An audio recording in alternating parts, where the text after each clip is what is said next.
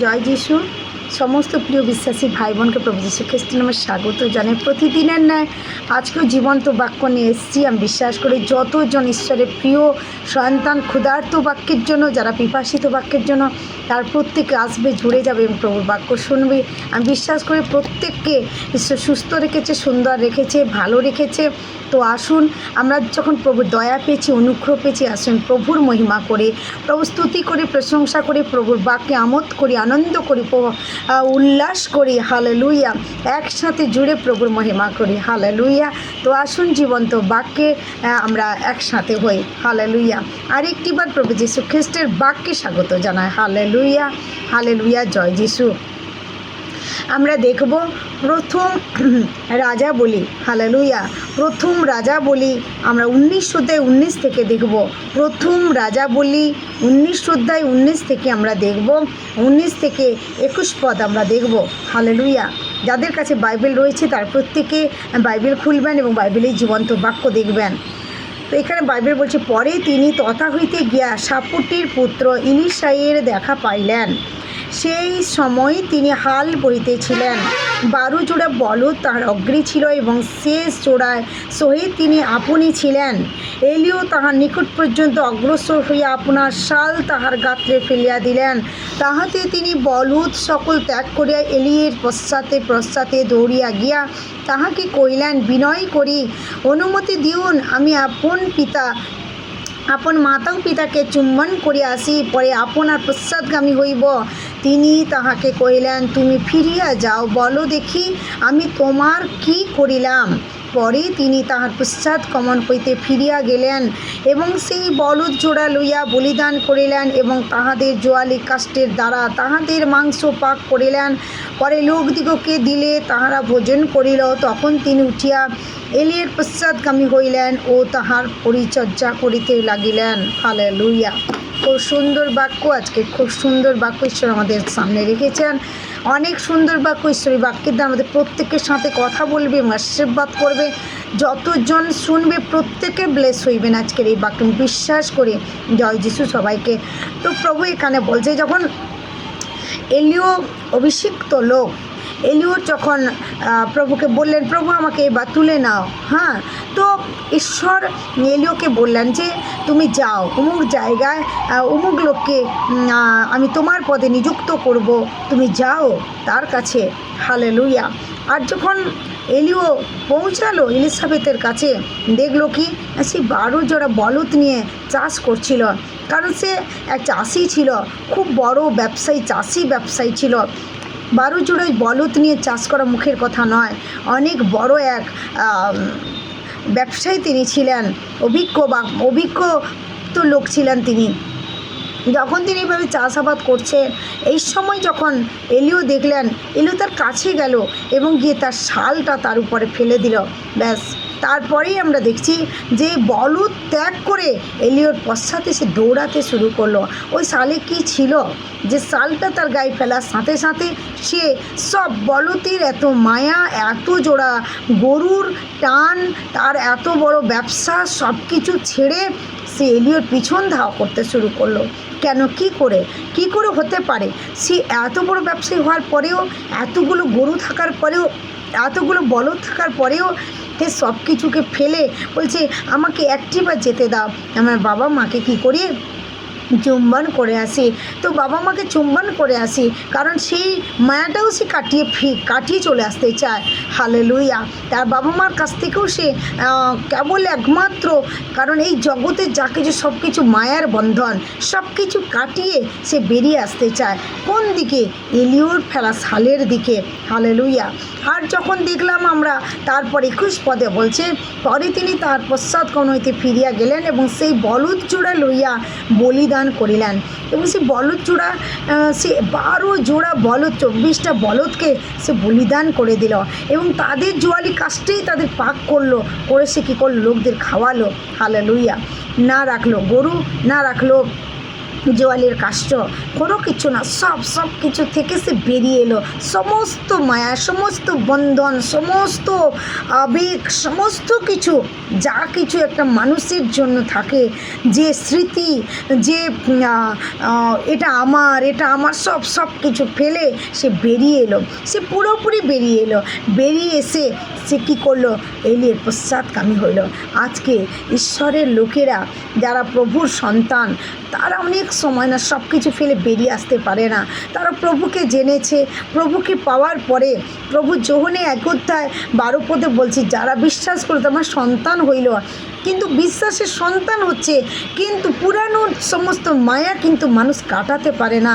পুরানো সমস্ত এটা ওটা ছাড়তে পারি না গো, ভুলতে পারি না গো, এটা করতে পারি না, এটা এতদিন এটা ছিল, এটা ওটা ছিল, মানে তারা সেখান থেকে বেরাতে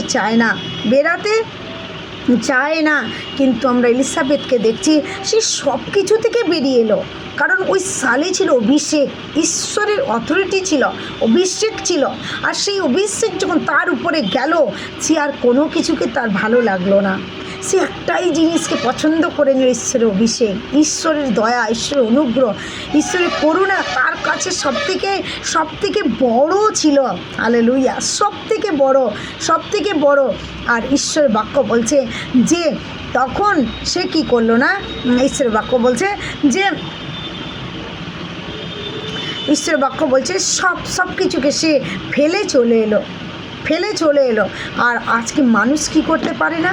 ওইটা ছাড়তে পারে না, এটা ছাড়তে পারে না, সেটা ত্যাগ করতে পারে না, এটা ভুলতে পারে না, ওটা ভুলতে পারে না, ওইটা ছাড়তে পারে না, ওইটা ফেলতে পারে না, অনেক দাম, ওটাই অনেক দামি, ওইটা হ্যান, ওটা ত্যান। কিন্তু ঈশ্বরের বাক্য বলছে, সেই যদি 24টা বলতের কত দাম ছিল, জোয়ালের কত দাম ছিল, সব কিছুকে সে এক নিমেষে সে সব কিছুকে ফেলে পুরো রীতি সে ফ্রি হয়ে বেরিয়ে এলো। কারণ প্রভুতে আসার জন্য আগে ফ্রি হওয়া দরকার, সব কিছুকে ত্যাগ করা দরকার, মায়া কাটানোর দরকার ছিল।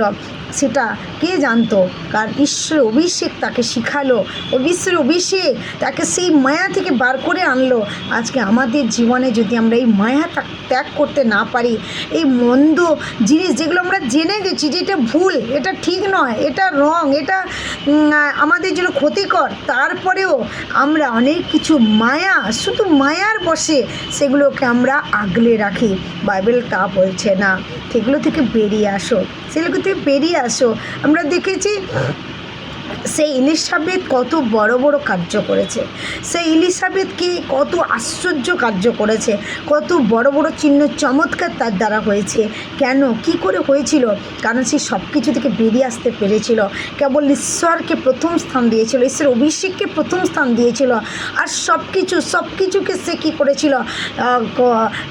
পিছনে ফেলে মুচড়ে সমস্ত চিহ্ন পর্যন্ত তা রাখলো না বলদের চিহ্ন, না জোয়ালের চিহ্ন, কোনো কিছু চিহ্ন যাতে না থাকে, যাতে তার কখনো মায়া হয়, তার কখনো মনে পড়ে যায়, তার জন্য সে কোনো চিহ্নই রাখলো না। পুরো সব কিছু সে দূর করে দিল।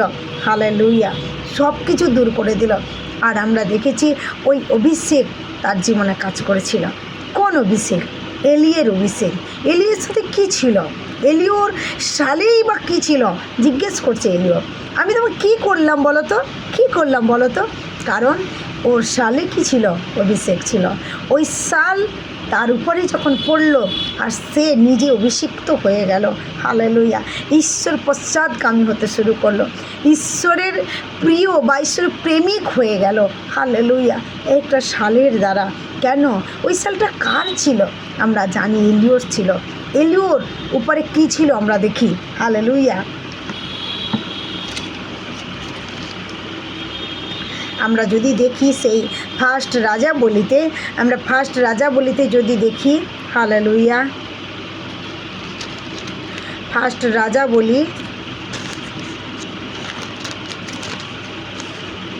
যদি 18 অধ্যায় দেখি, ফার্স্ট রাজা বলি 18 অধ্যায় 46 পদে যদি দেখি, ওইখানে কি লেখা আছে দেখি।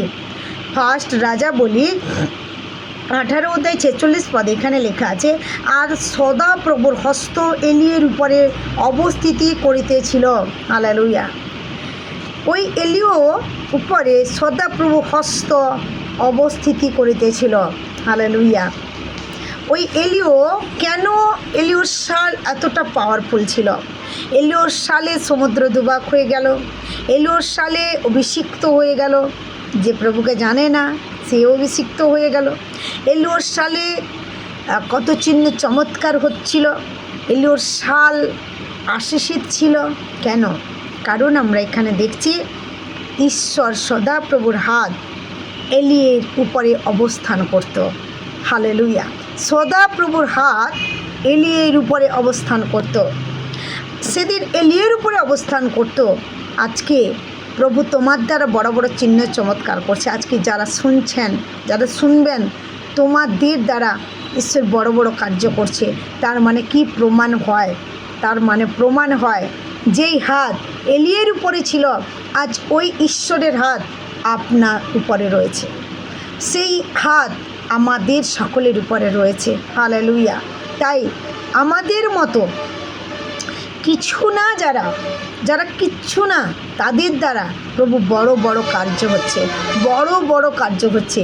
কত রোগী সুস্থ হচ্ছে, কত আশ্চর্য কার্য হচ্ছে, যেটা আমাদের কল্পনার বাইরে, যেটা আমাদের ভাবনার বাইরে। কি করে হচ্ছে? কারণ যেই হাত এলিয়ের উপরে ছিল, যেই হাত এলিও ঈশ্বরের দাসের উপরে ছিল, সেম সদাপ্রভুর হাত আজ আপনার উপরে, আমার উপরে রয়েছে। হালেলুয়া। তাই খ্রিস্ট ভাই বোন, যদি ওই হাত আজ আমাদের উপরে থাকে, এলিসাবেত যদি সমস্ত ত্যাগ করে প্রভুর পশ্চাৎগামী হতে পারে, প্রভুর পিছন ধাওয়া করতে পারে, প্রভুর পিছনে দৌড়াতে পারে, সব কিছুকে ফেলে আসুন আমরাও আমাদের জীবনে প্রভুকে জানার আগে যা কিছু ছিল আমাদের, ক্রোধ, রাগ, হিংসা, গর্ব, অহংকার, ছল, চাতুরি, মিথ্যা, অন্যায়, প্রবঞ্চনা, পাপ, ঘৃণাত্মক কর্ম, ঘৃণাত্মক বচন, ঘৃণাত্মক দৃষ্টি, সব থেকে বেরিয়ে আসি। হালেলুয়া। সব কিছু থেকে বেরিয়ে আসি। সব কিছু থেকে আমাদের বেরাতে হবে। কারণ এলিসাবেথকে আমরা দেখেছি, যখন তার উপরে ক্রোধ, যে লোকরা তাকে মারতে গেছে, সেই লোকদের প্রতি তিনি প্রেম করলেন, সেই লোকদের তিনি খাওয়ালেন, সেই লোকদের প্রতি তার সহানুভূতি দেখালেন তিনি। কারণ কি ছিল?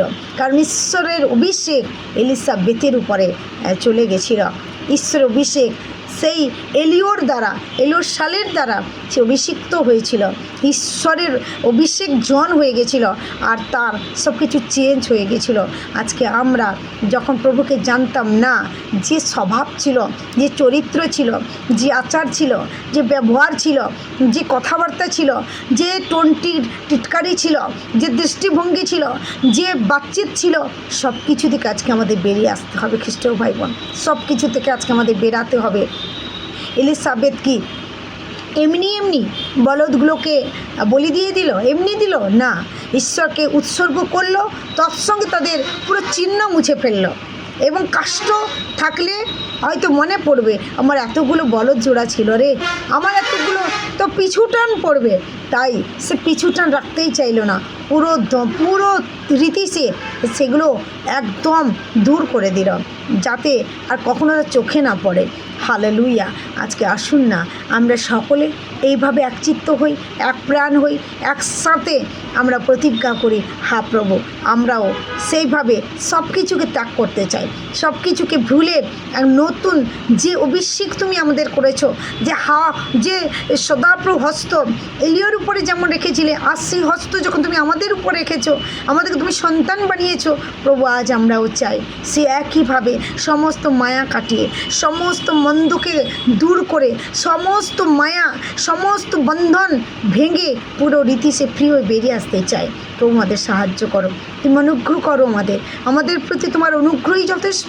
তুমি অনুগ্রহ করলে আমরা সব করিতে পারিব। আসুন না আমরা সকলে এইভাবে প্রার্থনা করি, আসুন না আমরা সেই এলিসাবেথের নেই সেই চিন্তা করি, সেইভাবে ভাবি। হালেলুয়া। প্রভু আমাদের যেমন এলিসাবেথের সাথে ছিল, তেমনি আজ আমাদের সাথে রয়েছে। যেমন এলিয়ের উপরে হাত রেখেছিলেন, আজ তিনি তার সেই হাত, অভিষিক্ত হাত আজ আমার উপর রেখেছে, আপনার উপরে রেখেছে। তো আমরা সত্যিই অভিষিক্ত লোক, আশীষিত লোক। তাই আমরা পুরানো মায়া, পুরানো চলচাতুরি, পুরানো আচার ব্যবহার, সেগুলো থেকে বেরিয়ে আসি, সেগুলোকে ঘৃণা করতে শুরু করি। সেগুলোতে বেরাতেই হবে। যতদিন আমরা বেরাবো, এলিসাবেথ যেমন আশ্চর্য কার্য করেছিল আমাদের জীবনে, যখন আমরা পুরো রীতি সেগুলো থেকে বেরিয়ে আসবো, আমাদের দ্বারা ঈশ্বর মহা কার্য করবে, বড় বড় চিহ্ন চমৎকার করবে। প্রভুর নাম আমাদের দ্বারা উঁচা হবে, প্রভুর নাম আমাদের দ্বারা প্রকাশ হবে, প্রভুর নাম আমাদের দ্বারা গৌরবান্বিত হবে। খ্রিস্ট ভাই বোন, প্রভু আমাদের সাথে আছে। প্রভু চান আমরা প্রভুর নামকে উঁচা উঠাই, প্রভুর নামকে গৌরব দিই। এলিসাবেথ সব কিছুকে ভুলে বলে, আমার বাবা মাকে একটু চুম্বন করতে দাও, কারণ আমি সব কিছু ছেড়েই প্রভুর রাজ্যে আমি পা দিব। কেবল প্রভু আর আমি আর প্রভু। হালেলুয়া। আজ আসুন না আমরা সেইভাবে ভাবি, আমরা প্রভুতে, প্রভু আমাতে, আমার প্রভুর ইচ্ছাই আমাদের ইচ্ছা, প্রভুর চাওয়া আমাদের চাওয়া, প্রভুর প্ল্যান পরিকল্পনা আমাদের প্ল্যান পরিকল্পনা হোক। খ্রিস্ট ভাই বোন, আর আদার্স কিছু যেন আমাদের মধ্যে না থাকে, এটাই আমরা সকলে প্রার্থনা করব। প্রভু নিশ্চয়ই আমাদের সকলকে আশীর্বাদ করবে এবং সাহায্য করবে, বিশ্বাস করি। তো আসুন আমরা এই সুন্দর বাক্য পেয়ে আমরা প্রার্থনায় যাই। হালেলুয়া। মহান ঈশ্বর পিতা, তোমার ধন্যবাদ হোক, তোমার প্রশংসা হোক, তোমার গৌরব হোক গো প্রভু। আজকে সুন্দর বাক্য দিয়েছো, হরেক বিশ্বাসী ভাই ও বোনকে প্রত্যেকে আজকের এই বাক্যে আশীর্বাদ করো, প্রত্যেকের মঙ্গল করো, প্রত্যেকের সহায় হোক, সববর্তী হোক, সঙ্গে থেকে জয় দাও। এই বাক্য প্রত্যেকের জীবনকে চেঞ্জ করুক, ব্লেস করুক, আশীষিত করুক। ও প্রভু, ওভারফ্লো হোক, তাদের জীবন লাইফ সিস্টেম বদলে যাক প্রভু, সুন্দর হোক, অতি সুন্দর হোক প্রভু, প্রত্যেকের মঙ্গল করো, সাথে থেকে জয় দেয়। প্রার্থনা যীশু খ্রিস্টের নামে চাই, আমেন আমেন আমেন। জয় যিশু, আমেন। সকলে ভালো থাকুন, সুন্দর থাকুন। God bless you.